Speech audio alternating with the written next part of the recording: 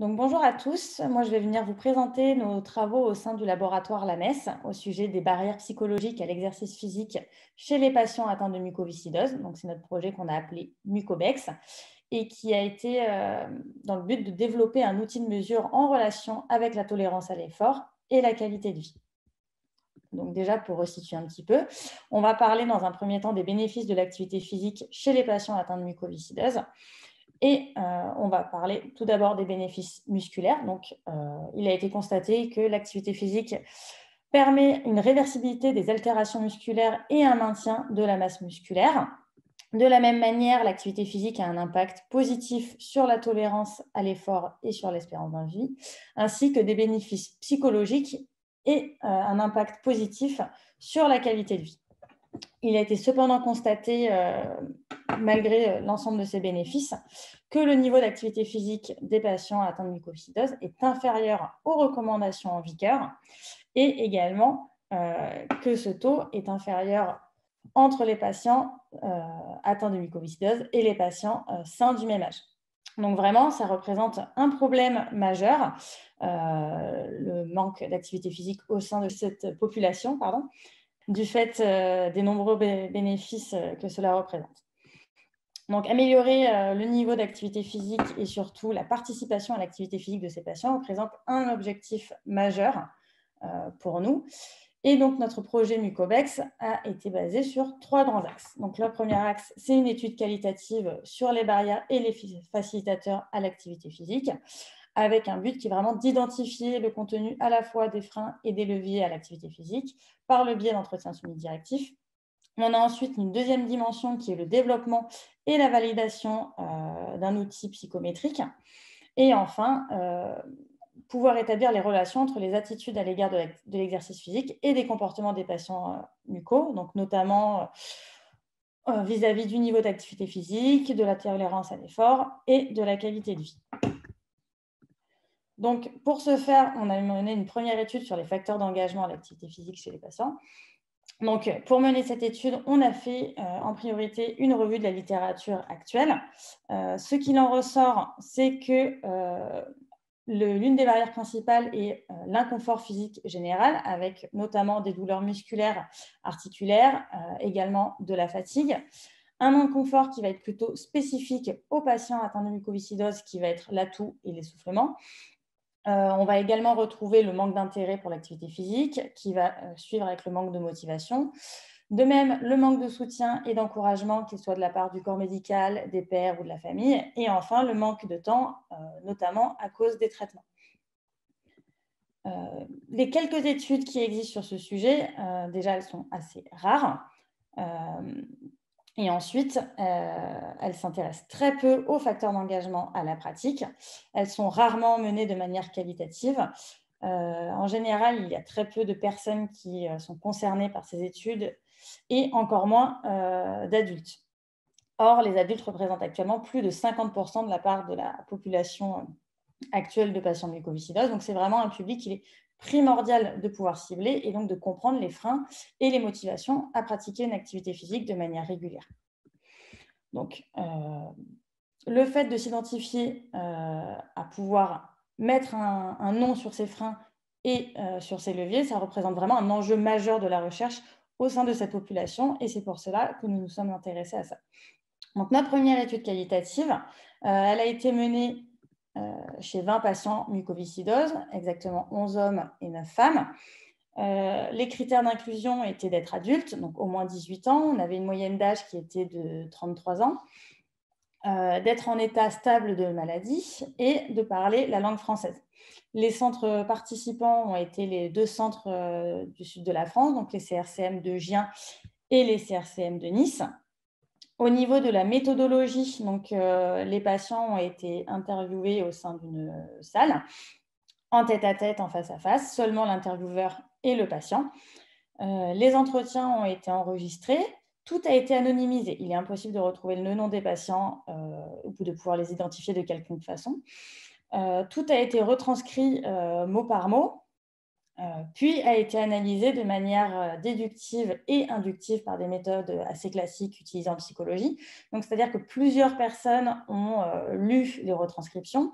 Il y a eu une recherche de thèmes qui a été faite et ensuite, il y a eu une classification qui a été réalisée. Et il y a enfin une dernière personne qui est venue faire une relecture et qui est venue de manière assez désintéressée, puisqu'elle ne connaissait pas le projet, vérifier ce qu'on avait fait. Et ainsi, la boucle a été bouclée.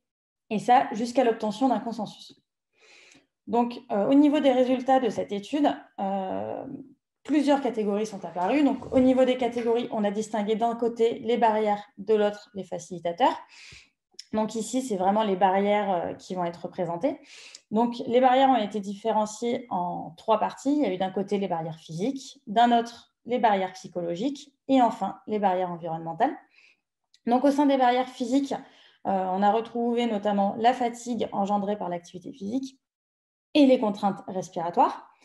Au sein des barrières psychologiques, ce qui est apparu en majorité, c'est les perceptions négatives liées à l'activité physique, suivies par le manque de capacité physique perçue et le manque de motivation et d'intérêt.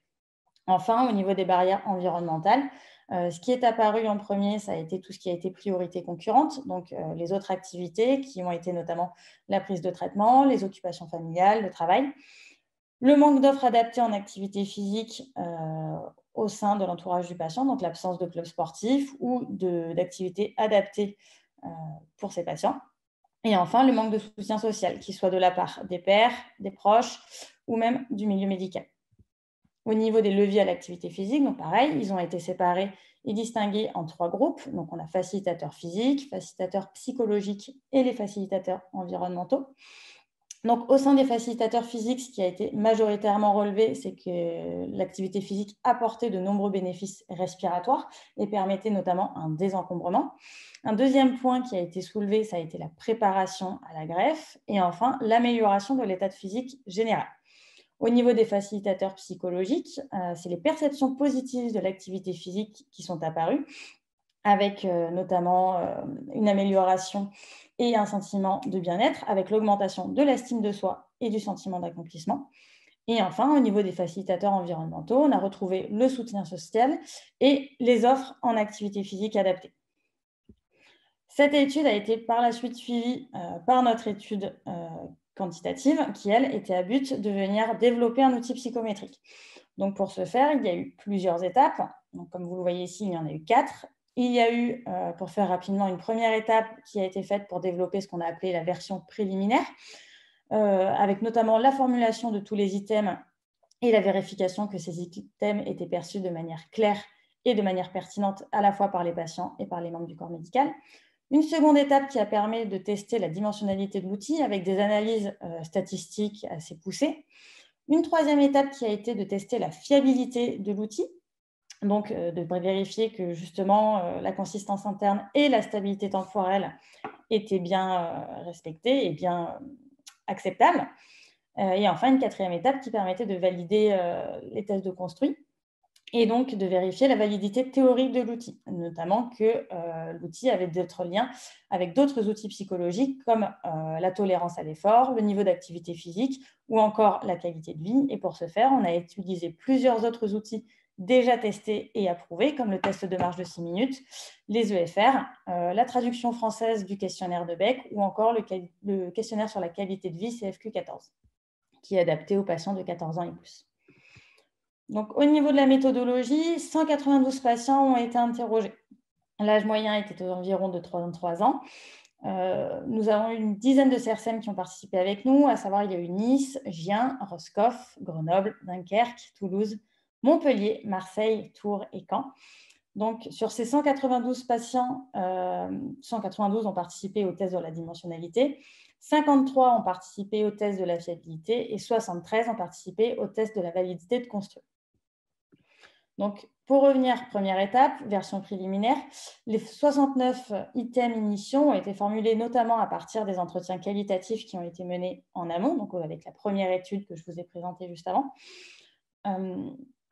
Ces items ont été vérifiés à partir de tests de clarté et de pertinence. Donc, concrètement, qu'est-ce que c'est?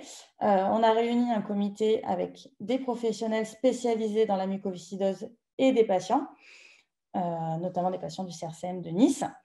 Et en fait, chaque item a été évalué pour sa clarté grâce à une échelle de Likert. Est-ce que l'article est clair? Oui, non, de 0 à 6. Idem pour sa pertinence. Est-ce que cet item est pertinent? Donc pareil, avec des scores allant de 0 à 6, 0 étant pas du tout pertinent, 6 étant très pertinent.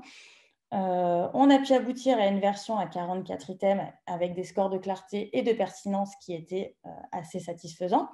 Et enfin, on a réussi à encore un petit peu diminuer le nombre d'items et d'arriver à une version finale de 28 items qui était divisée en 2 facteurs et en 6 sous-échelles qui reprennent en fait la division déjà réalisée au cours de l'étude qualitative, donc à savoir les barrières d'un côté, les facilitateurs de l'autre. Et au sein de chaque barrière et facilitateur, il y avait les dimensions physiques, psychologiques et environnementales. Au niveau de la répartition de ces facilitateurs et barrières, donc on va partir avec les barrières. Il y avait 12 barrières physiques, donc 6 barrières qui étaient en relation avec la fatigue, 6 barrières qui étaient en lien avec les contraintes respiratoires. Les barrières psychologiques, elles étaient au nombre de 17, donc 11 avec les risques perçus, 3 avec les manques de capacité physique perçus et 3 au niveau du manque de motivation. Et on avait 14 barrières environnementales, donc 7 sur le manque de temps, 2 sur le manque de conditions de pratique adaptées et 4 sur le manque de soutien social. Au niveau de la répartition des facilitateurs, idem, on retrouve les catégories physiques, psychologiques et environnementaux, avec 14 facilitateurs physiques reprenant les bénéfices respiratoires et pulmonaires, 6 facilitateurs physiques reprenant la santé générale et 3 uniquement basés sur la greffe. Au niveau des facteurs psychologiques, on retrouve une grande partie, 15 facilitateurs autour du plaisir et du bien-être. Et ensuite, 4 items sur l'estime de soi et 4 autres items sur l'affiliation. Au niveau des facilitateurs environnementaux, on a une grosse partie qui est basée sur le soutien social, ensuite sur l'offre adaptée et ensuite sur l'économie liée au temps. Donc, quelques exemples d'items. Donc, au niveau des facilitateurs physiques, on va pouvoir avoir, donc déjà en tête de la partie facilitateur, on va avoir les raisons qui m'inciteraient à pratiquer une activité physique régulièrement sont 3 petits points. Pour la dimension facilitateur physique, on va retrouver cela améliore mon endurance ou encore cela améliore ma force et ma masse musculaire. Pour les facilitateurs psychologiques, on va retrouver des choses autour de, par exemple, penser à autre chose ou d'améliorer son apparence physique. Et au niveau des facilitateurs environnementaux, on va vraiment se centrer sur l'encadrement. Est-ce qu'il est compétent pour empathique et est-ce qu'on bénéficie de lieux adaptés à la pratique? Au niveau des barrières, la grande partie barrière va commencer par les raisons qui me freineraient à pratiquer une activité physique régulièrement sont. Et pareil, on retrouve pour les barrières physiques des notions de fatigue et d'essoufflement. Pour les barrières psychologiques, des notions de contamination croisée ou d'être mal vu. Et enfin, pour les barrières environnementales, on va avoir des contraintes liées au temps ou au manque de personnes avec qui pratiquer et donc partager ce temps-là. Au niveau des tests de dimensionnalité, donc là, on va avoir des indices d'ajustement des différentes modélisations. Donc nous, on a testé notre modèle sur 4 types de modèles. Un premier modèle unidimensionnel, un deuxième modèle à premier ordre à 2 facteurs corrélés, un troisième modèle hiérarchique de second ordre et enfin un dernier modèle à bifacteurs confirmatoires. Et c'est ce dernier modèle qui a présenté les meilleurs indices d'ajustement, que ce soit au niveau du RNSEA ou encore du Ki2, qui sont assez bas, ou du TLI et du CFI qui sont justement un peu plus hauts. Ensuite, au niveau des coefficients d'estimation et erreur des mesures sur le modèle testé, on a également convenu qu'ils étaient totalement corrects et acceptables. Et on retrouve donc un modèle en bifacteurs corrélés, avec d'un côté les barrières, d'un autre les facilitateurs. Et on retrouve également nos 3 sous-échelles pour chaque échelle. Donc, facilitateurs physiques, facilitateurs psychologiques, facilitateurs environnementaux, du côté des facilitateurs, et ensuite barrières physiques, barrières psychologiques et barrières environnementales du côté des barrières. Au niveau des tests de fiabilité, donc, la consistance interne a été évaluée donc, avec les 192 patients et nous a permis d'avoir des indices jugés satisfaisants avec des alphas de Cronbach qui sont situés entre 0,6 et 0,8, sachant qu'on estime qu'ils sont satisfaisants à partir de 0,7 et plus. Et également, la stabilité temporelle, qui a été évaluée à 3 semaines d'intervalle, n'est pas significative, ce qui était donc un des résultats qui était recherché. Il n'y a donc pas de différence entre les 2 semaines d'évaluation. Au niveau de la validité théorique, on a remarqué que la sous-échelle des facilitateurs avait des corrélations positives avec les scores au questionnaire de Beck et les scores au questionnaire sur la CFQ14, et que la sous-échelle des barrières avait des corrélations négatives avec les scores au questionnaire de Beck, les scores au test de marche de 6 minutes, le score au VEMS, au CVF, et ainsi que sur la qualité de vie, le CFQ14. Donc, cela nous a amené à pouvoir faire une version finale du Mucopex et un petit peu plus épurée qui va tenir en 23 items, reprenant 10 facilitateurs, 4 physiques, 3 psychologiques et 3 environnementaux. Et enfin, 13 barrières. Donc 4 barrières physiques, 6 barrières psychologiques et 3 barrières environnementales. Je vous remercie pour votre attention et je suis totalement disponible pour répondre à vos questions.